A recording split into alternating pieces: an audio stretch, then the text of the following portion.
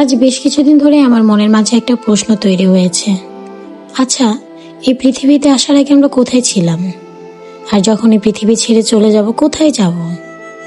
এই পৃথিবীর এত সুন্দর রং, এত সুন্দর প্রকৃতি, আমাদের বাবা মার সাথে কত স্মৃতি, ভাই বোন, বন্ধু বান্ধব, ছেলে মেয়ে, স্বামী সন্তান, কত স্মৃতি কত স্মৃতি। এই মায়ের বাঁধনগুলো ত্যাগ করে আমরা এই পৃথিবীর মায়া কিভাবে ত্যাগ করব? একটা মানুষ যখন জানতে পারে যে সে পৃথিবী তার বেশি দিন বাঁচবে না, খুব দ্রুতই তাকে পৃথিবী ত্যাগ করতে হবে, তখন তার মনের মাঝে কি বইতে পারে, কেমন অনুভূতি হতে পারে? মাঝে মাঝে আমার কি মনে হয় জানেন?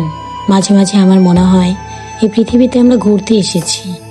আমরা যেমন কোথাও ঘুরতে গেলে নির্দিষ্ট কিছু দিনের জন্য সময় নিয়ে যাই, তেমনই মনে হয় পৃথিবীতে আমরা কিছু বছরের জন্য নির্দিষ্ট সময় নিয়ে আসছি। যে যেমন সময় নিয়ে আসছি ঠিক সে কয়দিনই আমরা হয়তো থাকবো। কিন্তু পৃথিবী অনেক মায়া দিয়ে তৈরি। এই মায়ার পৃথিবীতে চাঁদ সূর্য গাছপালা পুকুর নদী সবকিছুর সাথেই যেন এক স্মৃতি মধুর। ছোটবেলায় যখন ইলেকট্রিসিটি চলে যেত, বাড়ির মধ্যে খোলা উঠানের মধ্যে বসে থাকতাম আর চাঁদ দেখতাম, আবার একটা দৌড় দিতাম, দেখতাম চাঁদও আমার সাথে সাথে দৌড়াচ্ছে। আবার দিনের বেলা যখন সূর্যের দিকে একভাবে তাকিয়ে থাকতাম, আরেক দিকে তাকালে দেখতাম আরেকটা সূর্য দেখা যাচ্ছে। তো চাঁদ সূর্যের মধ্যেও আমাদের মধ্যে একটা স্মৃতি তৈরি করা আছে। পৃথিবীর নিষ্ঠুর বাস্তবতার কাছে আমাকে শান্ত করে দিয়েছে। পৃথিবীর বাস্তবতা বড়ই নিষ্ঠুর। এই সম্পূর্ণ মায়া একদিন ছেড়ে আমাদেরকে চলে যেতে হবে, মাটির সাথে মিশে যেতে হবে।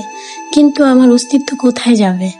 প্রশ্ন এখানে একটা রয়ে গেছে। এত সুন্দর এই পৃথিবীটা কতটা রহস্য দিয়ে তৈরি করা, কত গভীর সাগর, অসীম আকাশ, চাঁদ সূর্য গাছপালা নদী নালা পাহাড় সবই সৃষ্টিকর্তার সৃষ্টি।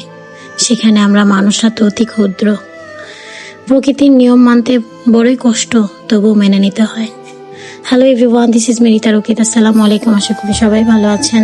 আমি আজকে দুপুরে যা যা রান্না করলাম, আলুর শাক এবং বাটা মাছ, আলু দিয়ে টমেটো দিয়ে ঝোল, আর আগের দিনের ডাল, সাথে ছিল সাদা ভাত। আজ মন বড় নীরব, আমার মনটা বেশ নীরব, তাই আপনাদের সাথেও শেয়ার করলাম। সবাই ভালো থাকবেন। আমার ভিডিওগুলো দেখে আপনাদের ভালো লাগলে লাইক কমেন্ট শেয়ার দিয়ে পাশে থাকবেন। আবার নতুন কোনো ভিডিওতে দেখা হবে।